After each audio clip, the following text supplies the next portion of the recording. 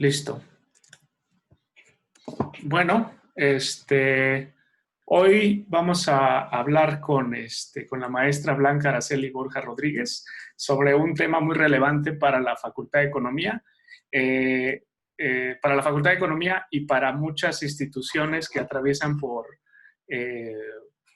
problemas que se han originado debido a la contingencia sanitaria que estamos enfrentando todos.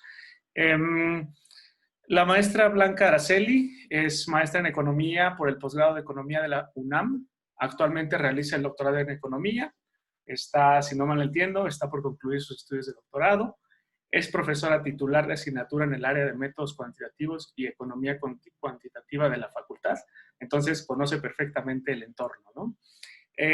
Anteriormente obtuvo el grado de licenciada en Economía por la facultad y realizó estudios en física en la Universidad Nacional Autónoma de México. Como profesora y miembro del Centro de Economía y Prospectiva en Ciencia y Tecnología, CEPCIT, desde 2011, ha realizado actividades de investigación y docencia en temas de cambio tecnológico, aprendizaje, innovación abierta, redes de innovación y los procesos de colaboración y competencia entre agentes del sector cuaternario, que incluye servicios intensivos en conocimiento. En la actualidad estudia los procesos de transferencia tecnológica y de conocimiento para la horticultura protegida. Como les comenté anteriormente, Blanca nos va a hablar un poco sobre la situación por la que atraviesan los estudiantes de licenciatura en un contexto que no es tan normal y que tenemos que aprender a vivir con estas nuevas condiciones. Pero sin más, le cedo la palabra a Blanca para que nos cuente lo que ha encontrado en esta investigación tan interesante. Adelante, Blanca. Gracias, Saúl. Pues sí, como han comentado, realicé una investigación que pues presentaré a continuación sobre cómo enfrentaron los alumnos de la Facultad de Economía el reto de aprender mediante las actividades remotas o en sesiones en línea. Entonces, ya se ve mi pantalla. Lo que voy a presentar son los primeros resultados del un balance de actividades en línea del semestre 2022, ¿no? Estamos en el 22 para el sistema escolarizado de la Facultad de Economía, ¿no? Y son los primeros resultados de la investigación. Bueno, ¿cuál fue la motivación de empezar a realizar este estudio? Pues la transición improvisada que tuvimos de las actividades presenciales del sistema escolarizado hacia las actividades en línea o remotas, dado el coronavirus SARS-CoV-2 y la enfermedad que pues ataca a gran parte de la población, y eso ya se ha discutido en otros foros, sobre que es la COVID, ¿no? Sobre todo a poblaciones vulnerables, ¿no? Entonces, bueno, ante esta transición improvisada, ¿cuál es el efecto, cuál fue el desempeño que tuvieron los alumnos durante las actividades en línea y cuáles fueron los resultados en su aprendizaje, ¿no? Que es lo más importante. Lo que queremos es evitar la deserción, que en los 3 primeros semestres está aproximadamente el 25% de los alumnos que entran, desertan. Entonces, es un índice de deserción muy grave que tenemos que combatir. Y ante esta transición improvisada, pues tenemos que revisar cómo fue el aprovechamiento de las actividades, cómo lo vivieron los alumnos del sistema escolarizado y qué tanto aprendieron, ¿no? El contexto mundial, como ya saben, pues ante la COVID casi 1.100 millones de estudiantes y jóvenes de todo el mundo fueron afectados por el cierre de las escuelas y de universidades, ¿no?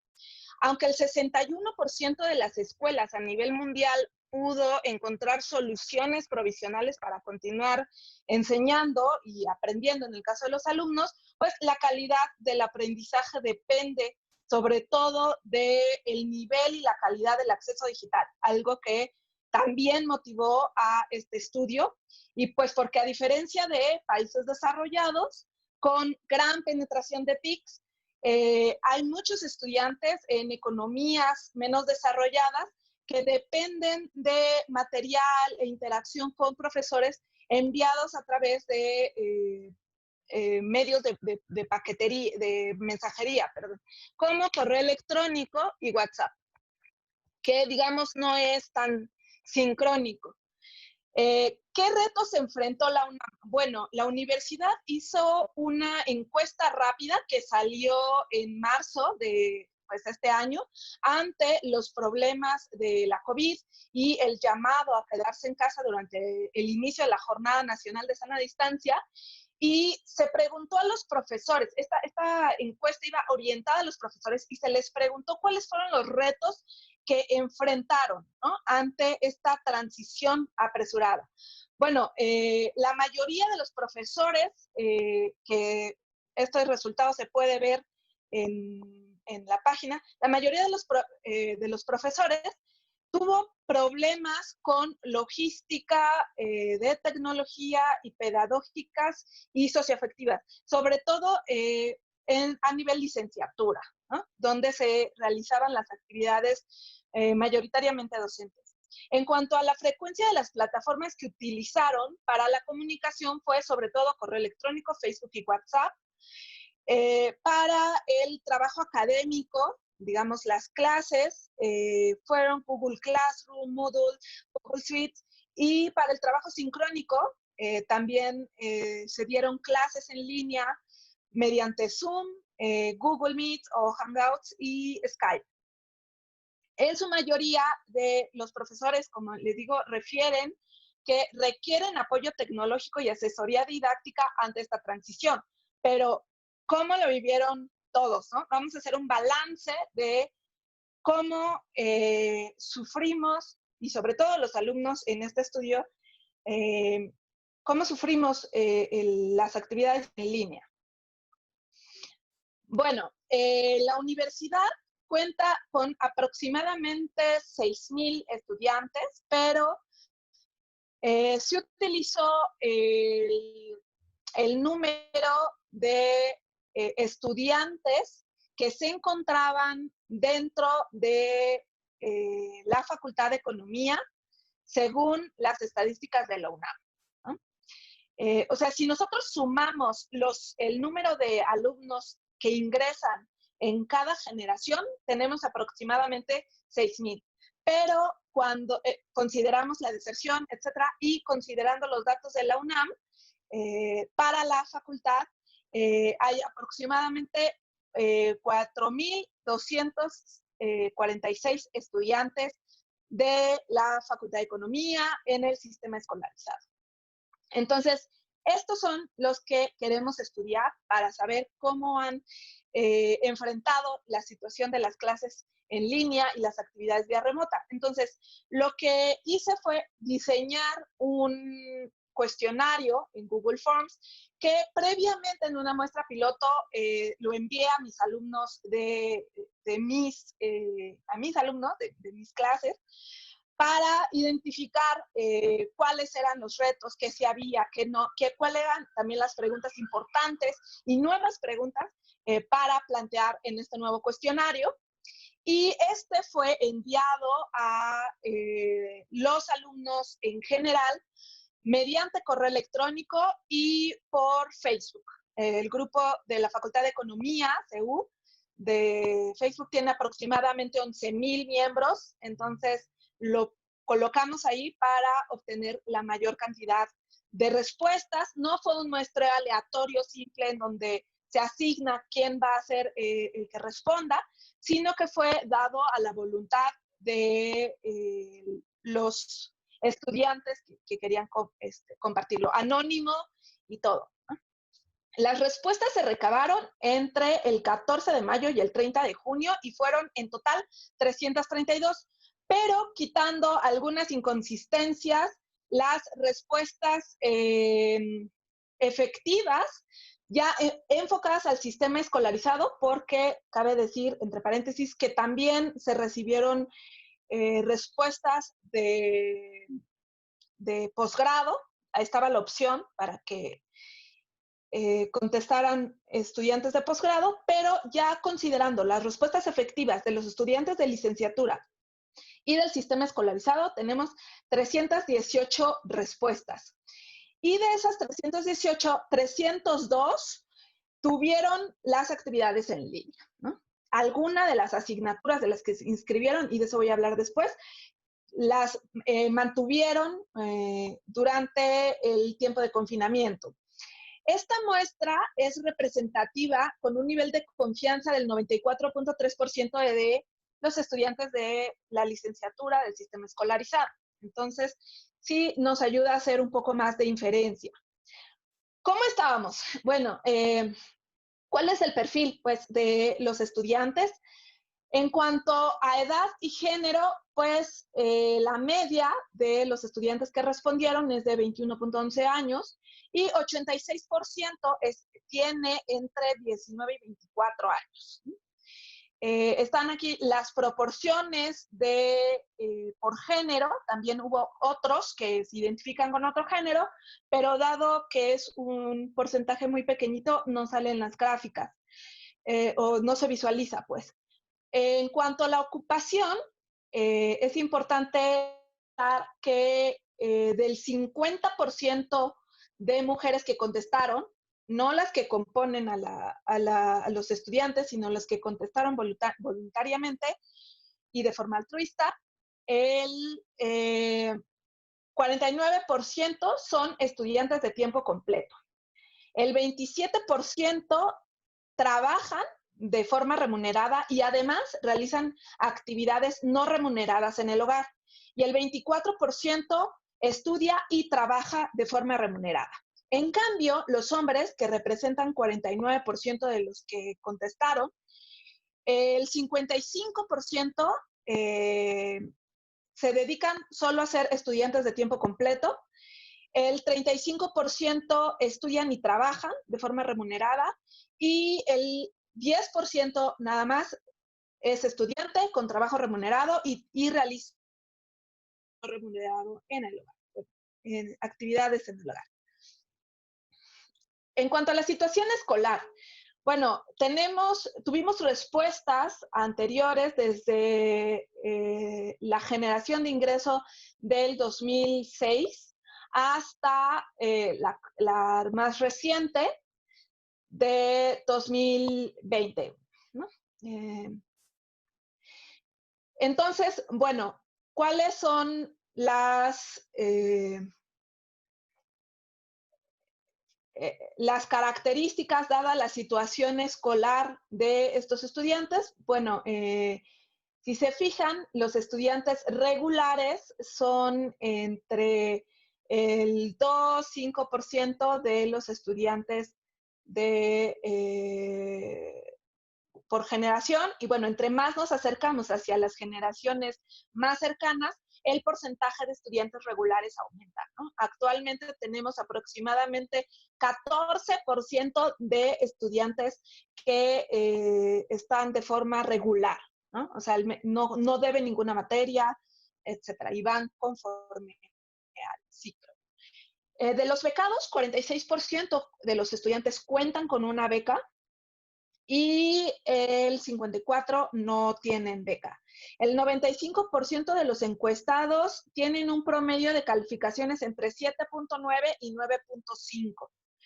Y el promedio, haciendo una inferencia, el promedio de calificaciones de la población estudiantil se encuentra entre 8.72 y 8.80%, 8.80 de calificación, con un nivel de confianza del 95%. Entonces, esto nos dice que tenemos un desempeño bueno, pero no tan excelente, ¿no?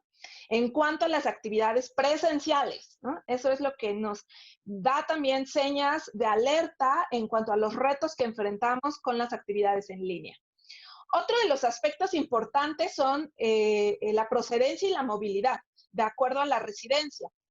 De los estudiantes que tenemos inscritos, el 62% procede o vive en la Ciudad de México.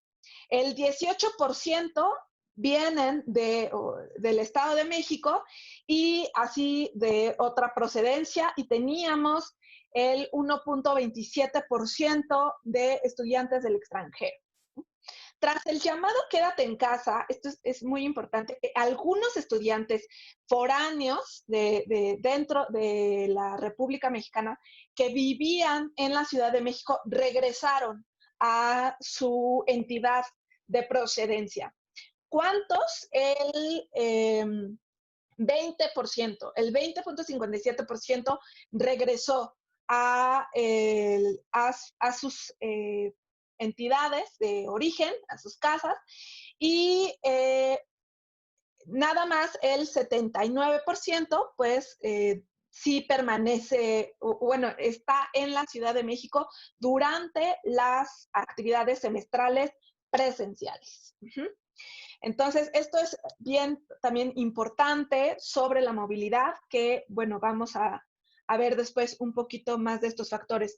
¿Con quiénes viven nuestros estudiantes? Bueno, el 58% vive con ambos padres, y esto da también luz sobre la población vulnerable con la cual conviven los estudiantes, y aunque digamos el riesgo de padecer COVID de, de gravedad es más bajo que para población vulnerable en cuanto a los jóvenes, tienen interacción con sus padres, con población que puede ser más vulnerable, ¿no? O con mayores riesgos de tener síntomas graves de COVID. Entonces, es importante revisar con quiénes viven. El 14% vive con otros familiares, y si nos fijamos en cuántos viven en la misma residencia, el 61% de los estudiantes, un poquito más, viven con hasta 4 personas. O sea, de 1 a 4, ¿no? Incluyéndolos a ellos. Y el 98% de los estudiantes viven hasta con 10 personas. Eso también es un asunto a considerar, porque solo el 1% de los estudiantes vive solo. 7% comparte con flatmates, roomies, y 4% vive solo con el papá y 16% solo con la mamá. En cuanto a la movilidad, previo al llamado de quedarse en casa, bueno, la encuesta nacional de origen y destino de 2017 nos muestra de dónde provienen los estudiantes que se mueven durante la semana hacia Ciudad Universitaria, ¿no? Uno puede revisar allí los datos y cuántos viajes se hacen de otros lugares hacia Ciudad Universitaria. ¿Cuánto recorre los estudiantes que estudian en la Facultad de Economía según la residencia? Bueno, si nos fijamos, hasta el 80% recorre más de en menos de 45 kilómetros, ¿no? Entonces, esto sí es muy grave, porque pocos pueden vivir cerca de la universidad y se tienen que trasladar con largas distancias, ¿no? No solo es un recorrido, digamos, geográfico de lo más cercano, sino toda la ruta que tienen que recorrer, ¿no? Entonces, dado ese recorrido, podemos hacer una matriz de riesgo por el tiempo de traslado según el transporte, ¿no? Hay quienes se trasladan caminando, quienes utilizan sistemas de transporte propio y quienes utilizan transporte público. Bueno, si consideramos la distancia que recorren y el tipo de transporte que utilizan, tenemos esta mapa, digamos, de color del riesgo de estar, digamos, en contacto con el SARS-CoV-2, ¿no? Y, por lo tanto, de contraer COVID. Pero al identificar las respuestas de nuestros estudiantes, podemos hacer ya una matriz de color o un mapa de color del riesgo o cuál es el porcentaje de estudiantes que corren más riesgo de acuerdo a estas variables de exposición al COVID, ¿no? Y nos fijamos que los que mayor riesgo tienen de contraer el virus, pues son los que utilizan metro y otros transportes públicos y recorren más de media hora en transporte, ¿no? Y si nos fijamos, los que utilizan transporte, solo metro, como transporte público, el 12% se traslada entre 30, perdón, y hasta 60 minutos. El 8% se traslada desde 1 hora hasta 1 hora y media solo en metro, y la misma cantidad utiliza metro y otros durante el mismo tiempo. Y ¿quiénes son, digamos, los que tienen más riesgo? Son el 10.4% porque utiliza metro y otros medios de transporte público y se traslada entre 90 y 120 minutos. ¿Cuántas estaciones recorren estos estudiantes? El 48% de los estudiantes que utilizan el sistema de transporte colectivo se transporta en un viaje recorriendo hasta 10 estaciones por viaje.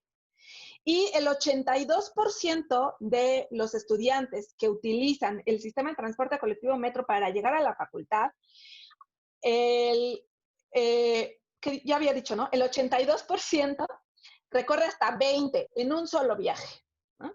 Eso es también, pues, relevante por el riesgo de regresar a la normalidad. Se preguntó a los estudiantes también cuáles son sus ingresos estimados, digamos, en promedio durante el mes y el tipo de confinamiento. Bueno, lo hice también a nivel de ingreso diario, porque nos daban ciertos montos.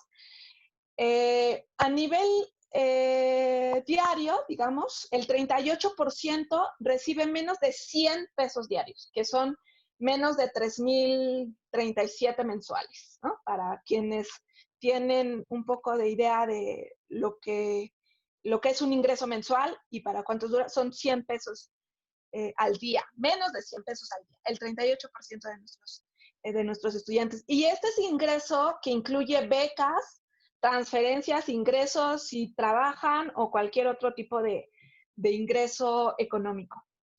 El 27.5% tiene ingresos de más de 3,037 y hasta 7,142 pesos al mes, ¿no?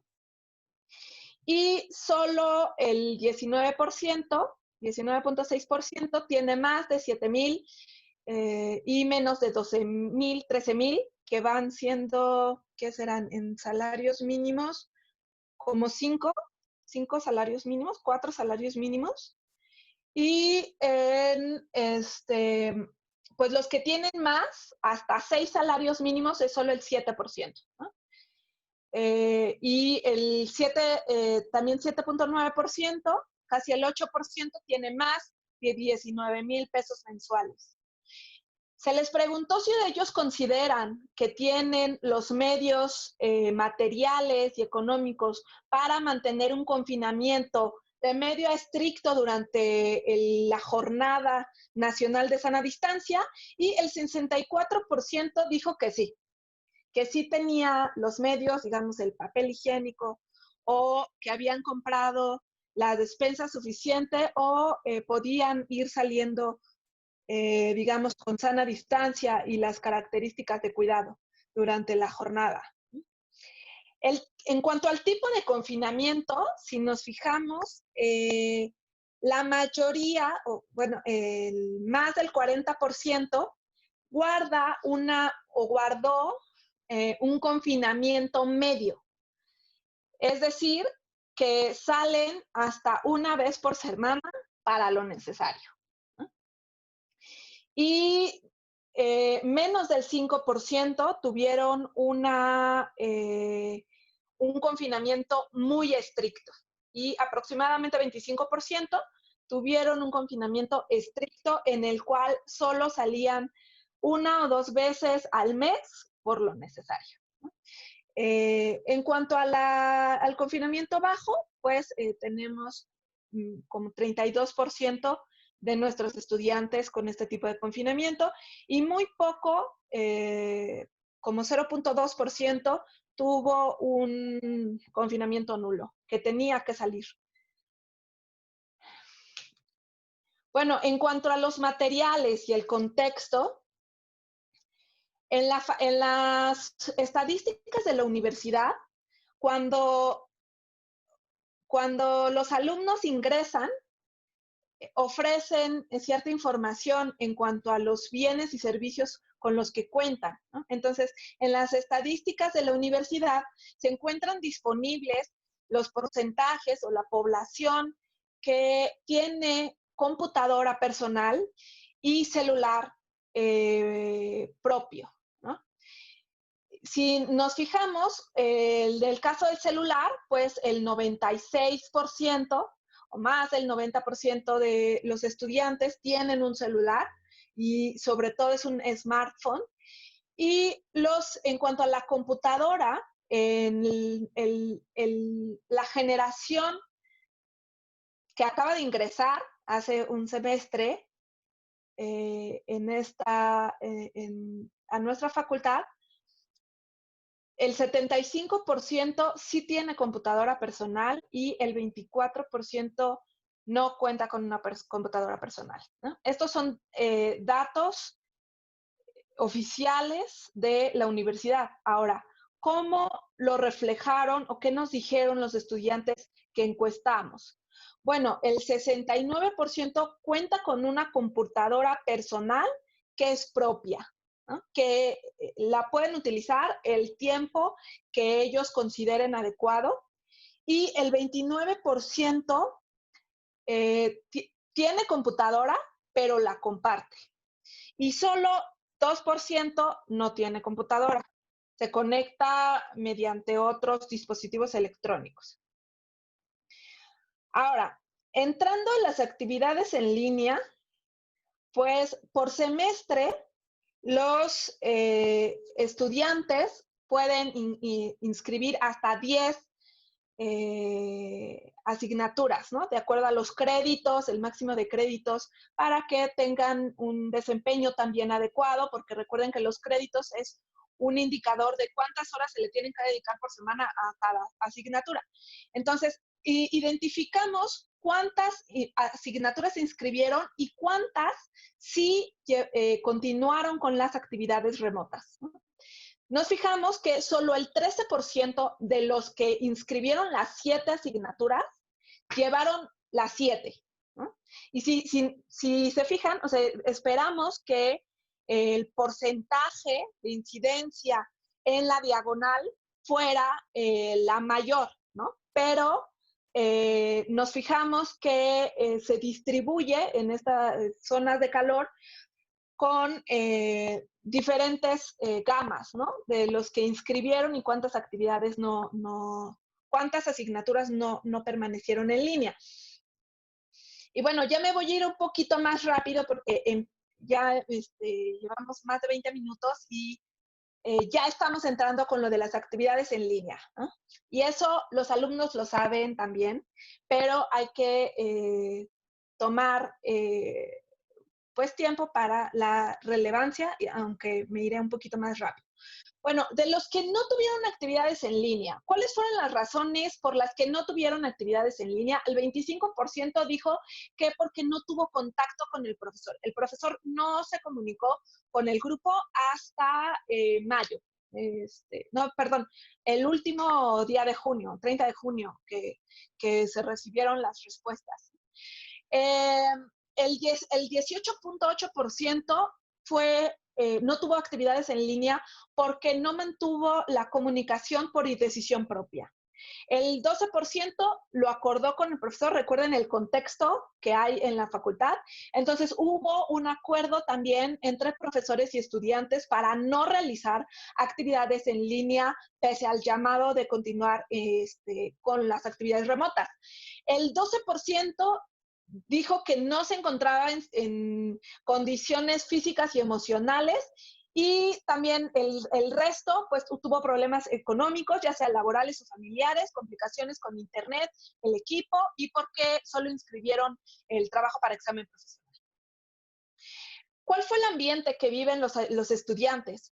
Bueno, si nos fijamos, el 20% de los estudiantes que sí cuentan con un lugar apropiado para poderse concentrar, sufrían interrupciones en algunas de las veces, ¿no? Entonces, sí llegaban a sufrir interrupciones los estudiantes, a pesar de que podían quedarse encerraditos en su cuarto o en algún lugar, en una sala de estudio, para realizar las actividades en línea. Casi siempre el 16% de los estudiantes que no tenían un lugar apropiado tenían interrupciones casi siempre, ¿no? O sea, sufrían interrupciones. En cuanto al ambiente y la concentración, ¿cómo fue para los estudiantes concentrarse según el tipo de lugar que tenían? Si nos fijamos, solo el 28% que sí contaban con un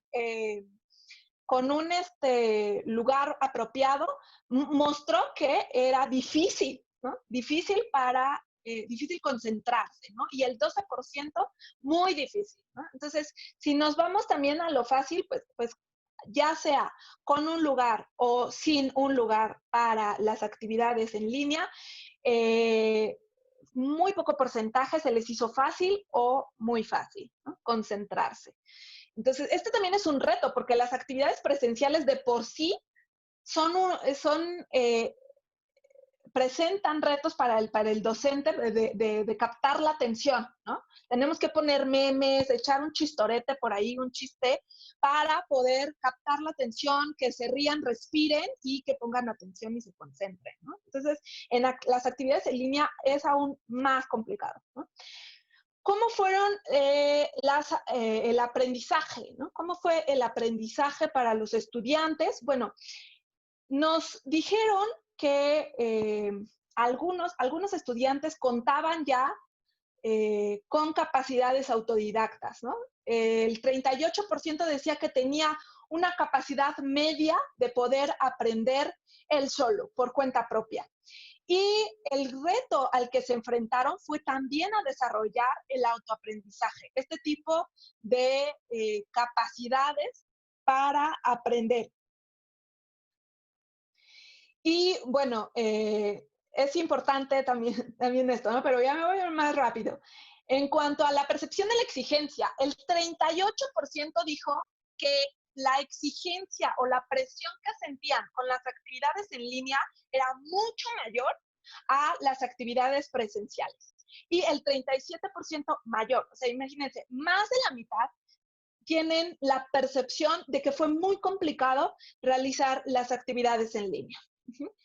¿Con qué frecuencia interactuaron con los profesores? Bueno, esto, como ya les había comentado, hubo quienes no tenían actividades o interacción con los profesores y otros sí. Estos porcentajes son para los que sí continuaron con las actividades en línea, pero digamos que la interacción con los profesores fue más pausada, más intermitente, ¿no? Algunos solo mandaban lecturas y realizaban exámenes y ya, o al poco de retroalimentación, ¿no? Entonces, eso también fue importante mostrarle a los preguntarle a los estudiantes cómo fue la interacción con los profesores durante el confinamiento y la calidad o las características de la retroalimentación. ¿Quiénes consideran que fue clara la retroalimentación, oportuna, la retroalimentación imparcial, respetuosa y útil? Y bueno, no solo la retroalimentación, sino la atención a dudas, ¿no? Que pudiera ayudarles a ellos a su aprendizaje. Y bueno, si vemos los casi siempre o los siempre, también tenemos un porcentaje muy pequeñito que consideramos relevante para la retroalimentación en cuanto a claridad, qué tan oportuno fue, imparcial y utilidad, ¿no? Lo de respetuoso, bueno, también puede ser un asunto subjetivo, pero es donde tenemos un mayor porcentaje en cuanto a lo de casi siempre y siempre. Bueno, ¿qué tan importantes consideran las actividades en línea para continuar con su aprendizaje a pesar de la situación, ¿no? Del contexto en el que nos desarrollamos. Bueno, y también, ¿cuál fue la calidad del aprendizaje que estaban teniendo hasta entonces? Entonces, si se fijan, estamos así en calidad media, ¿no? Y consideran que el 58% considera que es muy altamente importante las actividades presenciales, ¿no? Por los retos de la interacción en el momento de resolver alguna duda, ¿no? Con el profesor. ¿Cuáles fueron las emociones que tuvieron los estudiantes de la facultad ante las actividades en línea? Bueno, la frustración. Vean estos indicadores de frecuencia en cuanto a frustración y aburrimiento. O sea, identificaron que las clases requerían mayor tiempo, ellos dijeron que sentían que eran mucho más estrictos, ¿no? Las actividades en línea se sentían más presionados, pero también estuvieron más frustrados, también se aburrieron mucho más, tuvieron muy poca inspiración y motivación también la fueron perdiendo, ¿no? ¿Cuánto estuvieron motivados? Bueno, ahí están. Me estoy trabando porque me presiono un poco con el tiempo, pero creo que el meme es claro, ¿no? Como lo que reflejan los datos se ve en el meme. Y bueno, se les preguntó finalmente a los estudiantes, ¿están listos para regresar a la nueva normalidad en agosto? Porque recuerden que para ese entonces todavía la Jornada Nacional de Sana Distancia y dadas las características, estoy rayando, ¿quién está rayando? Bueno, dadas las características de la situación, nos habían dicho que regresaríamos a las actividades en agosto, ¿no? Pero pues ya vimos que no. Y bueno, dado eso, les preguntamos si estaban listos para la nueva normalidad en el siguiente semestre y pues el 33% dijo no lo sé, ¿no? El 30% dijo que sabía que hay riesgos y que podía ser precavido. El 21% decía que sí, definitivamente estaba preparado. Y algunos definitivamente no, el 5%. Y el 11% no sabrían ni qué hacer si alguien les estornuda o le tose en la cara, ¿no? O algo así. Entonces, ¿cuáles son los escenarios que nos enfrentamos ahora a seguir con las actividades en línea? Bueno, tenemos ciertas ventajas, ¿no? Hay ventajas de las actividades en línea porque elimina ciertas restricciones de viajar, ¿no? De trasladarse, pagar renta, etcétera. Hay una percepción de que la educación en línea se relaciona con una experiencia aislante, ¿no? Y genera ansiedad, y más en un contexto de la pandemia como la que tenemos, ¿no? el aula física y las actividades presenciales pues tiene la ventaja de la espontaneidad, ¿no? Si al alumno se tiene una duda, le surge una duda, le puede preguntar en ese momento al profesor y quizá durante las actividades en línea esto no se lleva tan adecuadamente, ¿no? O sobre todo las actividades que no son sincrónicas, que son un video, se les deja y ya. ¿Cuáles son las oportunidades? Bueno, tenemos que realizar algunos paneles, ¿no? Interacción para mejorar tanto la calidad como la cantidad de interacción que tenemos con los estudiantes, ¿no? Y bueno, esto que presento no pretende ser una crítica al aula tradicional porque, bueno, y tampoco a las actividades en línea. Yo he disfrutado mucho los espacios de las actividades presenciales, pero con los retos y el riesgo de la pandemia, creo que tenemos que enfocarnos e ir hacia superar los retos de las actividades en línea, tanto docentes como estudiantes, ¿no? Los estudiantes también concentrarse más, ponerse horarios, etcétera, porque, bueno, no lo dije al inicio, pero igual y voy a regresar, pero de las actividades en línea, según el Foro Económico Mundial, el 20% de los retos tienen que ver con colaboración y concentración, el 20% con soledad, con no tener tiempos de descanso, etcétera, ¿no? Entonces, estos también son los retos que que nos enfrentamos, ¿no? En la actualidad y sobre todo para el siguiente semestre. Y pues bueno, eso es un poco de lo que preparé para esta discusión sobre los resultados preliminares. Hay muchas variables más que discutir, hay muchas publicaciones, estadísticas con las cuales comparar, inferencias que hacer y sobre todo la discusión y creo que, gracias por este espacio, pero creo que esto es sobre todo para decirle a nuestros docentes y a nuestros estudiantes que hay retos que tenemos que enfrentar y que todos nos tenemos que enfocar en seguir con las actividades de aprendizaje y de enseñanza en línea, ¿no? Evitando también la deserción y mejorando la calidad. Recuerden, el 25% de los estudiantes desertan en los 3 primeros semestres y esto no tiene que aumentar. Gracias. Muchas gracias, Blanca. Muy interesante las estadísticas que nos muestras. Sin duda hay un montón de información que se puede procesar para un montón de análisis, quizá de diferencia estadística o de econometría o de un montón de cosas que se pueden hacer, pero principalmente llegar a conclusiones que puedan suavizar la forma en la que los alumnos de estas nuevas generaciones y que están ahorita en la Facultad de Economía puedan enfrentar la situación en la que estamos, ¿no? Sin duda es un punto de vista, nos das una descripción de la situación de los alumnos. Quizá, bueno, ahorita haré una pregunta quizá desde el punto de vista de los profesores, ¿no? Tanto los alumnos están en esta situación como los profesores tenemos otro gran reto. Vamos a ver si hay un par de preguntas. No sé, Fer, si tienes alguna pregunta.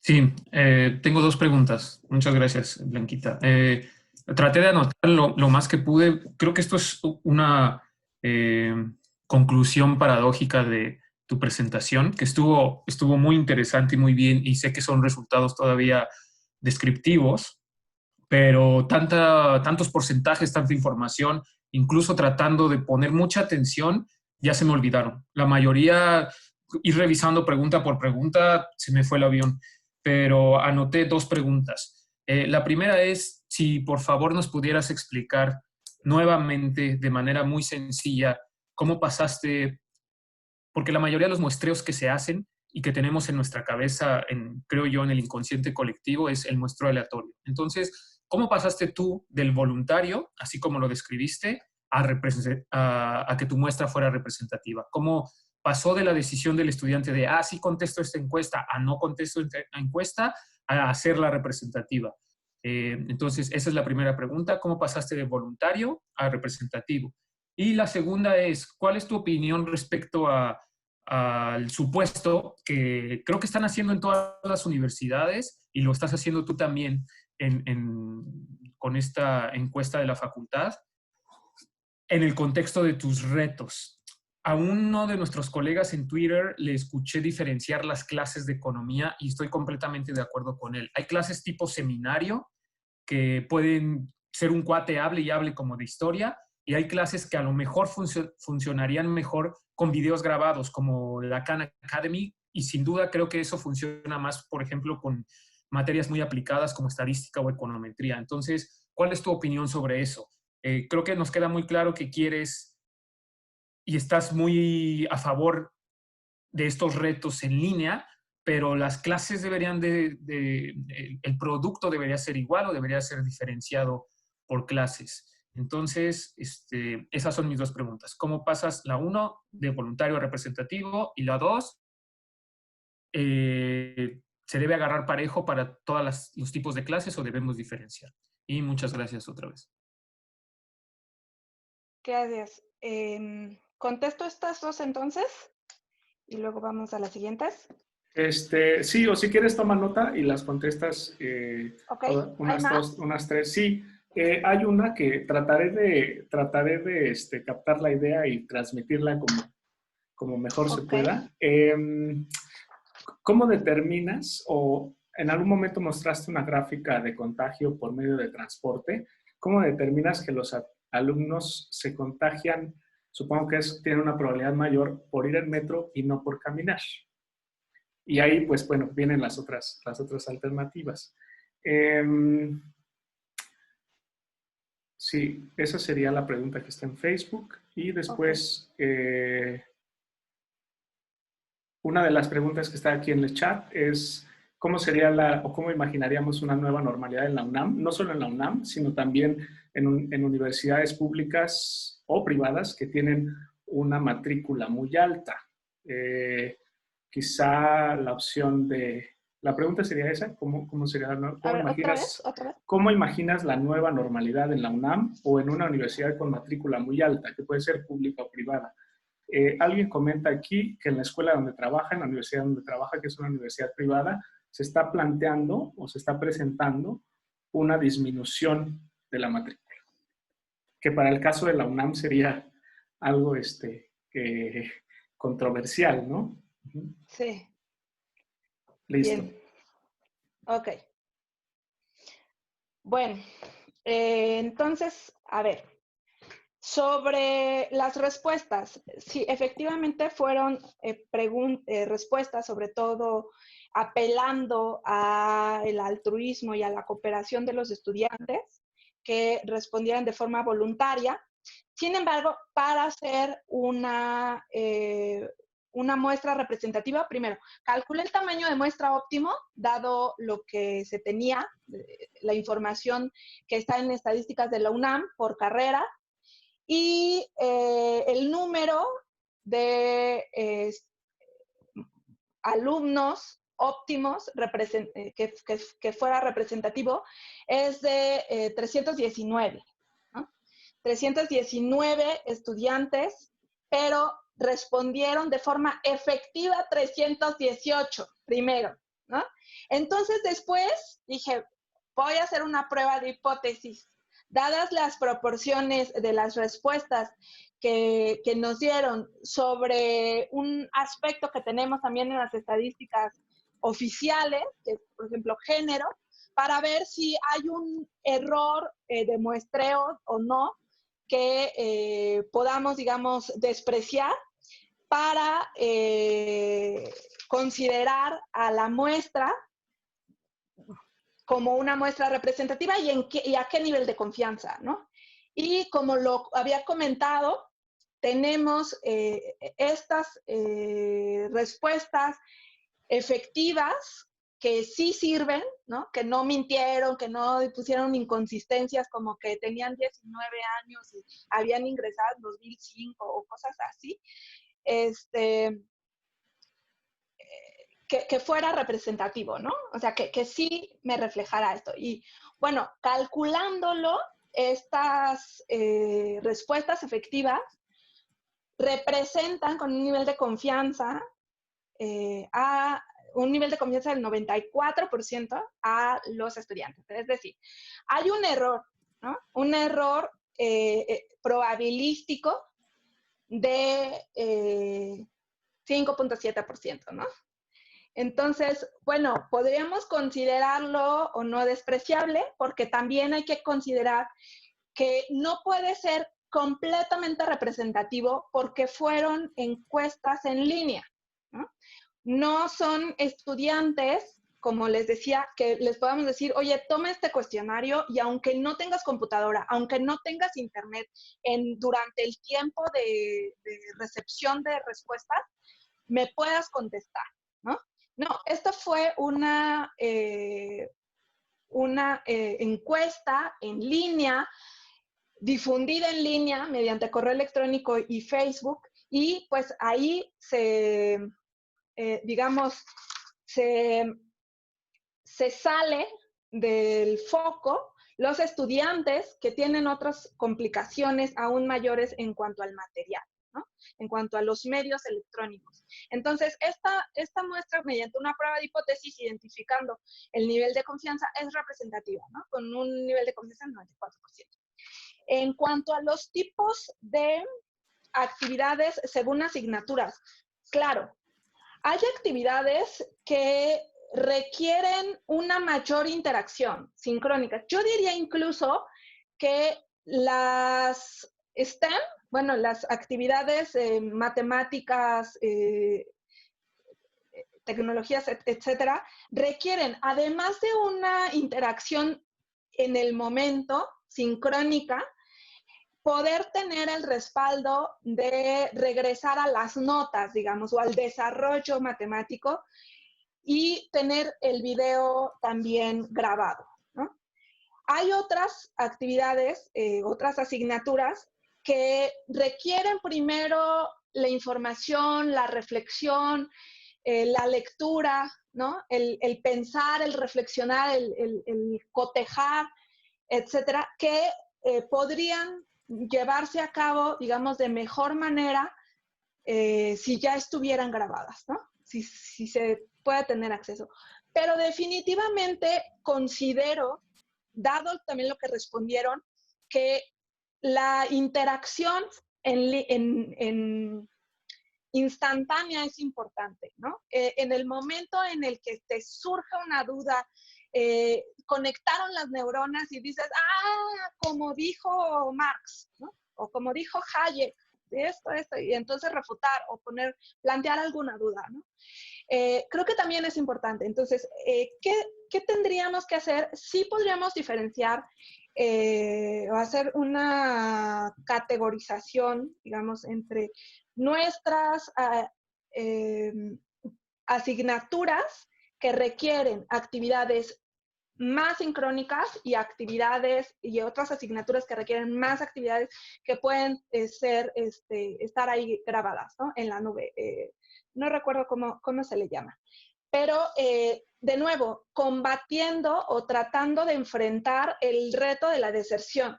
Porque miren, el 23% de los estudiantes desertan, no es cierto, reprueban métodos cuantitativos, ¿no? Son estadísticas oficiales. Y desertan el 14.5%. Y además, en taller también es del 18%, ¿no? Que también es un taller de apoyo para los métodos cuantitativos. Pero en economía política e INAE, el porcentaje o índice de deserción está entre el 12.8% y 12.5% respectivamente. Entonces, ¿por qué no desertan? Porque, o sea, las habilidades o las capacidades de autoaprendizaje pueden ayudar, ¿no? A el aprendizaje de acuerdo a la disciplina. Sí es importante también la interacción, la discusión, cómo realizar un protocolo de investigación en INAE 1, por ejemplo. Y entonces tener esta interacción con el profesor también es importante. Pero definitivamente tendremos que planear cómo pueden ser nuestras actividades remotas y qué retos materiales y de tiempo se enfrentan ante cada asignatura, ¿no? Los horarios que se pueden poner los estudiantes, porque recuerden, uno de los retos también del Foro Económico Mundial es que no aprenden a ponerse rutinas, no aprenden a ponerse tiempos de descanso, tiempos de concentración, etcétera, ¿no? Entonces sí es un reto bien grande. ¿Cómo me imagino lo del riesgo, el cálculo del riesgo? Caminar así que ¿por qué caminar más tiempo no es tan riesgoso? Bueno, este mapa de riesgo que realicé fue con base en las dos variables de cercanía y tiempo, ¿no? Cercanía en cuanto a interacción con las personas y el tiempo de esa interacción, ¿no?, que hay. Entonces, ¿por qué caminar no es tan riesgoso? Porque el tiempo de interacción que puedes tener con una persona y la cercanía es menor que viajar en el transporte colectivo, ¿no? Ya sea metro, trolebús, metrobús, y aún más en horas pico, ¿no? Entonces, con base en tiempo y cercanía, se hizo el mapa de riesgo. Y bueno, el otro es más un mapa, digamos, de contingencia, ¿no? ¿Cuáles son los porcentajes de nuestros estudiantes que tienen mucho más riesgo de enfrentarse al virus? Ahora sí, ¿cómo me imagino la nueva normalidad? Bueno, ceteris paribus, o sea, sin vacuna, yo me imagino, bueno, es que va a salir aquí mi parte idealista y u optimista y mi parte pesimista, ¿no? Yo me imagino que los estudiantes universitarios con conciencia, con acceso a la información, pueden tener mucho más cuidado, pueden utilizar adecuadamente un cubrebocas, mantener sana distancia, aprender a estornudar para que no se transmita el COVID. Y también tener más paciencia y tener intencionalmente un mayor grado de compromiso con sus actividades de aprendizaje, porque al final de cuentas todo esto es para ellos, ¿no? Y para la sociedad, para formar mejores economistas de mejor calidad, ¿no? Entonces, ¿cómo me lo imagino? Pues sí, con universitarios conscientes, atendiendo a las propuestas, participando también con las propuestas y pidiendo también ayuda, creo. Esto también es muy importante. Por cierto, creo que, sí mostré lo de las emociones, pero tengo una estadística, unos datos sobre trastornos emocionales o enfermedades psicoemocionales y si piden ayuda o no. Y muy pocos, muchos no saben si tienen algún padecimiento y muy pocos piden ayuda, ¿no? Entonces, también aprender a pedir ayuda, no solo en lo emocional y psicológico, sino también en lo material, ¿no? La facultad ha ofrecido el centro de informática donde hay muchas computadoras, pero ahora con esto pues está el compromiso desde las autoridades de poderlos apoyar de cierta forma, ¿no?, para poder tener el material para aprender, ¿no?, para las actividades. En cuanto al tamaño de las universidades, también es un reto bien interesante porque, miren, son varios escenarios, ¿no? Está la posibilidad, por un lado, de un docente en línea ya no limitarse a el número de estudiantes que quepan en un aula. O sea, puede ser 100, que es lo que da la licencia institucional de Zoom, ¿no? Pero la atención personal, la retroalimentación y la atención a dudas, ¿qué? ¿No? Podríamos disminuir la matrícula, como comenta alguien en los comentarios que me hicieron llegar, pues también es un problema, ¿no?